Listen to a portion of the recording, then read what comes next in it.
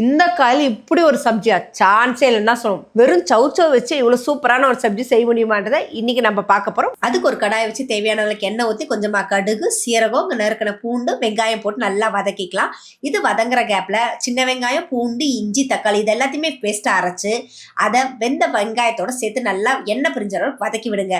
இது வதங்கினதுமே இது கூட தேவையான அளவுக்கான தக்காளி சேர்த்து தேவையான அளவுக்கு உப்பு, கொஞ்சமாக மஞ்சத்தூள் போட்டு நல்லா எண்ணெய் பிரிஞ்ச அளவுக்கு வதக்கிட்டு இது கூட கட் பண்ணி வச்சிருந்தா சவுச்சோவையும் சேர்த்துடலாம். சவுச்சோவை நல்லா தக்காளியோட நல்லா பிளெண்ட் ஆகி வரணும். இந்த அளவுக்கு வந்ததுமே வேகிறதுக்கு தேவையான அளவுக்கான தண்ணி ஊற்றி நல்லா மூடி போட்டு ஒரு 10 நிமிஷம் வேகட்டும். வெந்ததுமே ஒரு ஸ்மாஷர் வச்சு மசிச்சிடலாம். இந்த குழம்புக்கு மெயின் டிஷ்ஷான இந்த மசாலா எப்படி ரெடி பண்றதுக்கு கமெண்ட் பாக்ஸ்ல ரெசிபின்னு டைப் பண்ணுங்க.